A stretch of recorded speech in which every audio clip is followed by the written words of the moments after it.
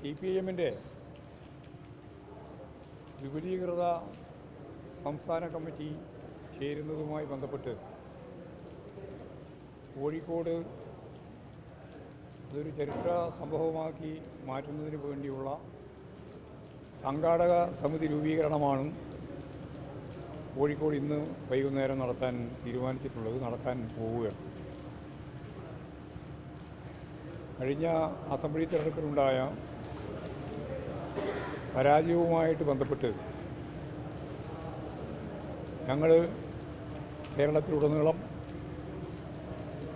Party ഘടകങ്ങളിലും അല്ലാത്ത ജനങ്ങളിൽ നിന്നും എല്ലാം കിട്ടിയ നിർദ്ദേശങ്ങളും ചർച്ചയുടെ ഭാഗമായിട്ട് ഉയർന്നു വന്ന കാര്യങ്ങളും എല്ലാം വെച്ച് ഇപ്പോൾ സെൻട്രൽ കമ്മിറ്റി വരെ റിവ്യൂ റിപ്പോർട്ട് തയ്യാറാക്കി പാർട്ടി സംഘടനയിലുടനീളം അവതരിപ്പിച്ച് കഴിഞ്ഞിട്ടുണ്ട്. ഈ പരാജയത്തെ സംബന്ധിച്ചുള്ള ഞങ്ങൾ കണ്ടെത്തിയ സംഘടനാപരവും രാഷ്ട്രീയ പ്രത്യയശാസ്ത്രപരവുമായ ദൗർബല്യങ്ങൾ പൂർണ്ണമായിട്ട് പരിഹരിച്ച് ഒരു പുതിയ ഊർജത്തോടെ പാർട്ടിയെ ആകെ മുന്നോട്ടേക്ക് നയിക്കുന്നതിന് വേണ്ടി കർമ്മ പദ്ധതി തയ്യാറാക്കുക എന്നുള്ളതാണ്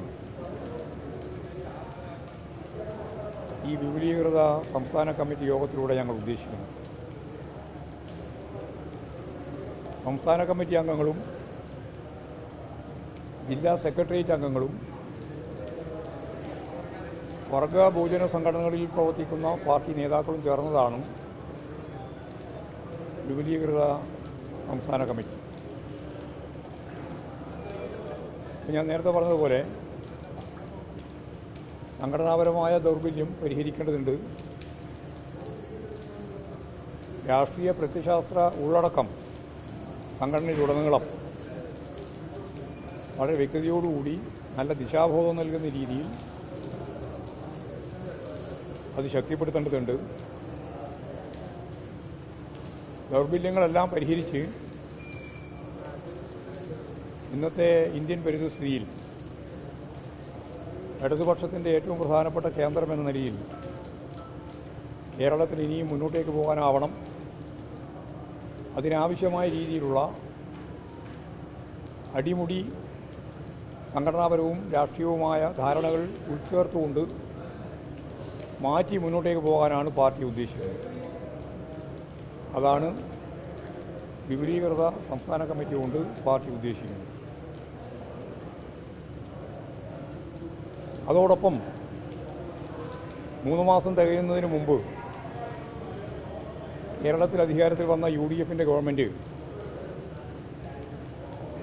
കേരളത്തിൽ രൂപപ്പെട്ടു വരുന്ന സങ്കീർണങ്ങളായ പ്രശ്നങ്ങളെ അഭിമുഖീകരിക്കാനോ ഫലപ്രദമായിട്ട് കൈകാര്യം ചെയ്യാനോ സാധിക്കില്ല, അത് ഞങ്ങൾക്കാവില്ല എന്ന് പരസ്യപ്പെടുത്തുന്ന